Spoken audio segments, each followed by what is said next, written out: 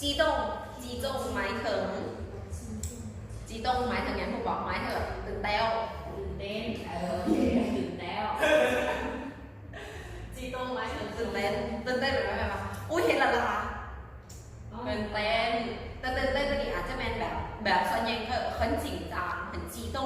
คล้ายๆกันจริงจังหมายถึงความรู้สึกแบบ激动ก็คือการแต่ว่ามันสิ acting ออกมาข้างนอกร้ายกว่า激动ร้ายกว่าจริงจังexam อะไรวะอ๋อสิได้ไปเที่ยวเมกาโคตรอะไรเลยแบบทั้งโตสันทั้งอย่างนะอันนี้จีตงจริงจังแบบเขาแค่ตื่นเต้นคือมันเนาะแต่จีตงอาจจะแบบมีกิจกรรมแบบโตสันเฮฮาคือแบบนี้นะนั่นจีตงฉะนั้นเวลาที่ว่าอาจารย์บอกว่ามืออื่นมองไม่เฮียนเย่มีมันจีตงกันนะเข้าใจปะเฮ้อย่างเห็นปะดีใจมันบอกเขาอาจจะมันตื่นเต้นแต่ว่ามันมี acting การกระทำทางกายเข้าไปเนาะแม่ตื่นเต้นแบบอะไรก็ตื่นเต้นแบบมี acting ไปพอมันตัวอย่างจะบอกว่ามันเกินทักเขียนเด้อแล้วก็เย่ดีใจ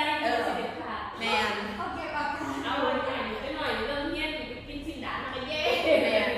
เข้าใจปะ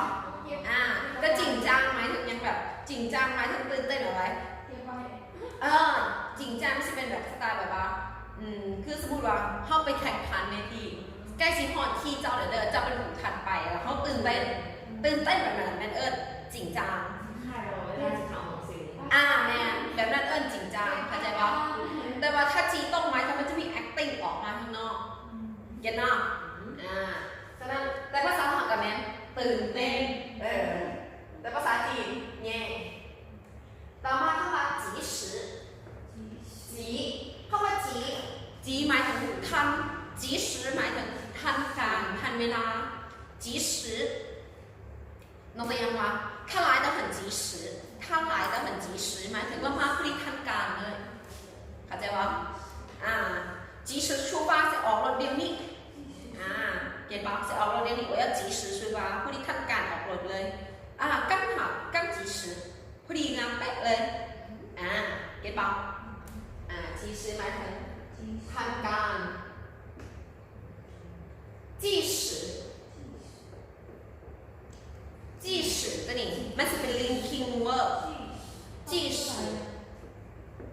时就ตัวนี้เคยเรียนแล้วถึงว่าจะสิก็ฉะนั้น即使ตัวนี้มา即使ก็即使ก็ได้แปลว่าถึงว่า就มันว่าก็即使你不喜欢我也会即使也来你即使就来即使你不喜欢我也会一直爱你ถึงว่าจะสิบ่มักข่อยก็ยังสิมักกันตลอดไป即使你怎么说我也不相信你ถึงว่าจะเชื่อจังไดข่อยก็บ่เชื่อเจ้าเห็นป่ะฉะนั้น即使有กับ也就กับหน่อยค่ะใส่เอา也เก็ตป่ะต่อมาเข้ามา计划 sorry นะบิ๊กมันสิเป็นสีเดียวกันเลย计划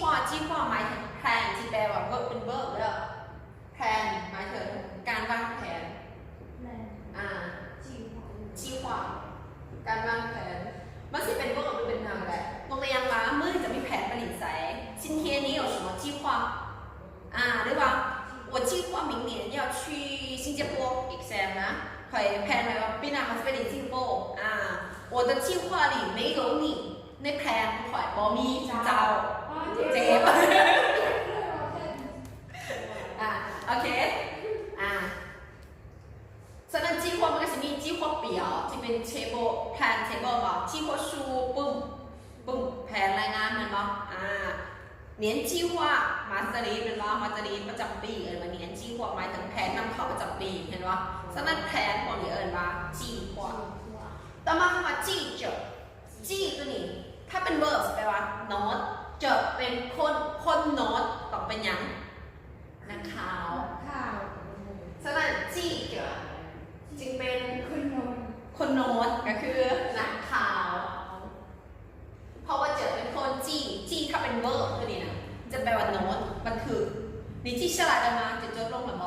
啊，就做了你记下来的吗？我你写下来的吗？我ถือแล้วจีหมายถึงการบันทึกการโน้ตเสียหมายถึงไว้ you are you writing diary เหมือนกับว่าจะบอกเป็นว่า are you not diary เป็นว่าจะเขียนแล้วหรอถือว่าจะใส่โน้ตว่าใส่ไว้เป็นว่าโอเคต่อมาคือ技术技术ตัวนี้หมายถึงเทคนิค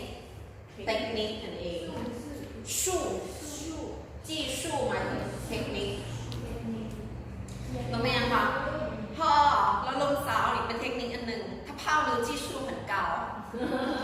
เทคนิคการลมสาวนี่โหดร้ายถ้าเราเผามิวมายังไปลมสาวแบบเจ้าสู้ดีกว่าไปอ่อยสาวไปต่อสาวแบบนี้นะเราเผามิว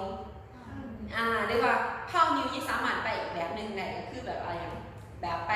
หลีกสาวส่วนใหญ่ทุกมือนี่ก็ใส่ซับเผามิวหมายถึงหลีกสาวจนเลยควบสามารถของมันเลยจนอ่อนไปมีเพศสัมพันธ์กันได้เราเผามิวถ้าเผามิวถึงนิ้วส่วนใหญ่เขามักใส่คนจีนเขาจะใส่ว่านิ้วแปลว่า great แม่นบอกจะเคยสอนบอกบ้านเขางัวถือเป็นโง่บ้านเขางัวถือเก่งถ้าเผานิ้วถึงนิ้วหมายถึงแบบเราลงสาวเก่งหรือว่าเราหลีกสาวเก่งความหมายแต่技术他泡妞技术很高技术มีกาวมีตีมันบอกเทคนิคสูงเทคนิคต่ำฉะนั้นจะบอกว่าเรามีเทคนิคการลงสาวสูงอย่านั่ง我没这技术หมายถึงเขาบอกมีเทคนิคทางนี้医生的技术很好ทางหมอเรามีเทคนิคสูงหมายถึงทางหมอเรามีความสามารถสูงจีหยางจีหยางจะมาต่อกับคำว่าจิ้วจีหยางในเมืองนั่นสิแปลว่าในเมืองก่อจีหยาง你已经决定了我就不多说了หมายถึงว่าในเมื่อเจ้าตัดสินใจไปแล้วข่อยก็สิโบว้าวหลายฉะนั้นจีหยางจึงกลายเป็นในเมืองก่อในเมื่อเจ้าฮักเราขอกะว่าจะไป既然你喜欢他了我就放你走เห็นปะ继续หมายถึง continue สืบต่อหรือว่าสืบเนื่อง继续สืบเนื่องหรือว่าสืบต่อเราเรียกว่า你们继续说呀ว่าต่อไหมเก็ตไหม你们继续说呀ว่าต่อไหม你们继续学呀เรียนต่อไหม继续学习เรียนสืบต่อ继续培养好自己หมายถึงฝึกฝนตัวเราตัวเองเพิ่มขึ้นฉะนั้น继续หมายถึง continue สืบต่อสืบเนื่องจี้ตัวนี้จะแปลว่าเซนก็คือทรงจี้ตัวนี้จะมาใส่จี้แบบไหนทรงเครื่องส่วนใหญ่จี้ตัวนี้จะมาบอกว่าทรงเครื่องฝาเครื่องตรงนี้นะทรงเครื่องแปลว่าส่งโซฟาไปเงินอื่นจี้ได้แมนได้จี้ควายตี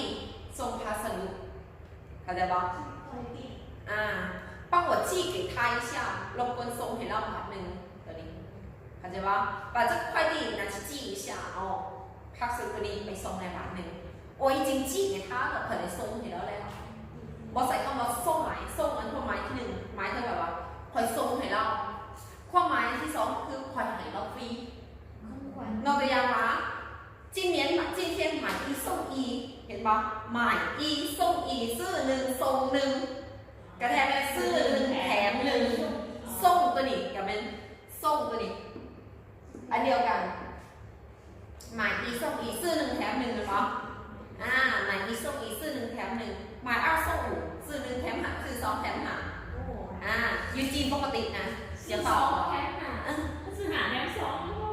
ยูจีนปกตินั่งโปรเยอะแต่นั่งบวกเบิร์ดได้ดีโอเค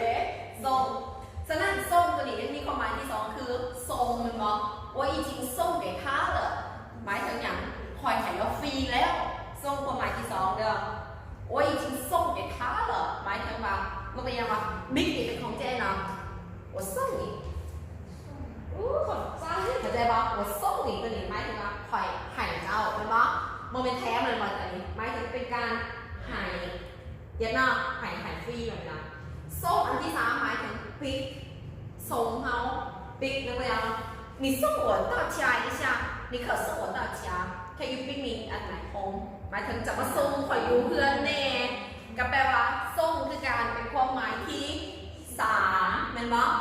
ฉะนั้นส่งจะมีสามความหมายอันนี้ก็คือว่าจะบอก好意思เลยก็มีสามความหมายที่กัน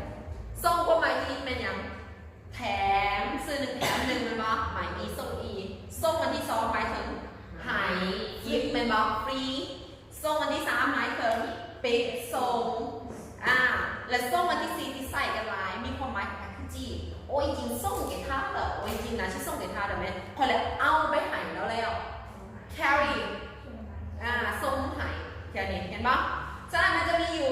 สี่ความหมาย ก็ส่งหัวกองเลย ฮะฟ้าฟ้าตัวนี้แปลว่าส่งข้อความฟ้าตัวนี้มันจะเป็นมีแบบไหนส่งข้อความเซ็นเป็นปะ发邮件เป็นปะส่งอีเมลเป็นปะ发邮件ก็ใส่ฟ้าเจียงให้ยาอย่างเงินบนนั้นเป็นฟ้าเจียง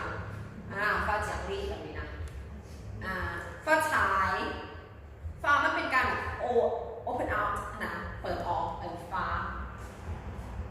โอเคเนาะแต่จี้ตัวนี้ส่วนใหญ่จะมักใส่แบบไหน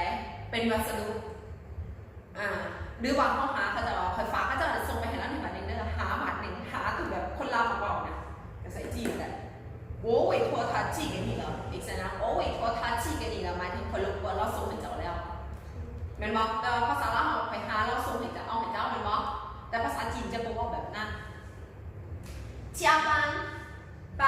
ในนี้สิเป็นกับเฮ็ดเวียก加หมายถึง over เพิ่มฉะนั้น加班หมายถึงOT overtime 加班ฉะนั้นว่าOT มันก็ยังว่า我今天没有加班มื้อนี้ก็บ่มี OT บ่ได้เฮ็ด OT 我的加班费每个小时是2万港币หมายถึงค่าเฮ็ด OT ข่อยทุกๆ1ชั่วโมงแม่น20,000กี